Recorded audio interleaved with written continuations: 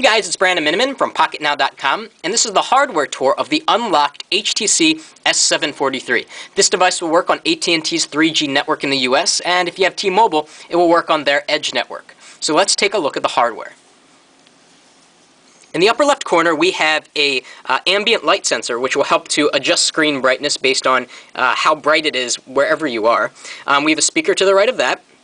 The screen is 2.4 inches diagonal with QVGA resolution, so that's 240 across and 320 up. Now, because it's a smaller screen, it looks pretty crisp, even though it has technically a low resolution screen. But it looks good, and you'll see that in the next video. Going down, we have HTC logo, and then we have a very interesting kind of cluster of buttons down here. Call start and call end are very, very tiny buttons, but fortunately, they are raised quite a bit so that if you're running your finger along the screen, you can easily find those buttons. The D-pad is very pronounced, which is good. A lot of people who have the Touch Pro or Touch Diamond complain that the D-pad is completely flat, and thus it's pretty hard to use. Not the case on the S743. Very pronounced, very easy to use, with a huge select button in the center.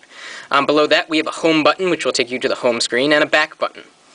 Now here we have the numeric keypad, and I was hoping, by the looks of the prototype images, that they would have little ledges on them, but instead they are completely flat too, which makes it a little difficult to feel for them, although you get a little bit of a bump on the 5. It's something you'll have to get used to, and all of these keys are backlit if you start using them in a dark room.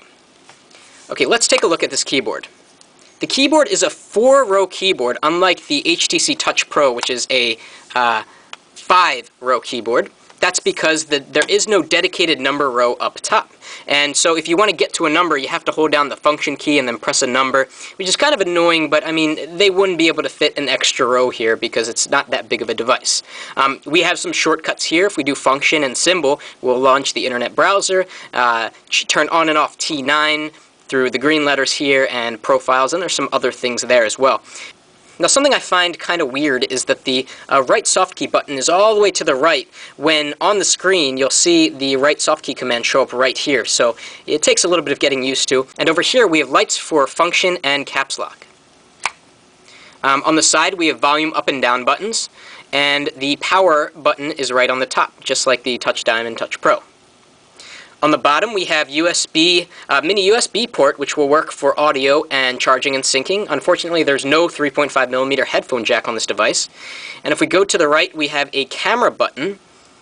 And flipping over to the back, this may look familiar to you, because if you look at the HTC Touch Pro, it has pretty much the same exact backing. It's got the faceted backing with this kind of soft rubbery material that feels really good in the hand, and then you have that diamond cut look with the camera lens. Same thing over here. 3.2 megapixel camera and a speakerphone hole right here. And if we take off the back cover, we reveal the 1,000 milliamp hour battery, and that probably seems kind of small, but for a device of this type, that should be enough, though I'll have a full wrap-up of the battery life in the full review on Pocketnow.com.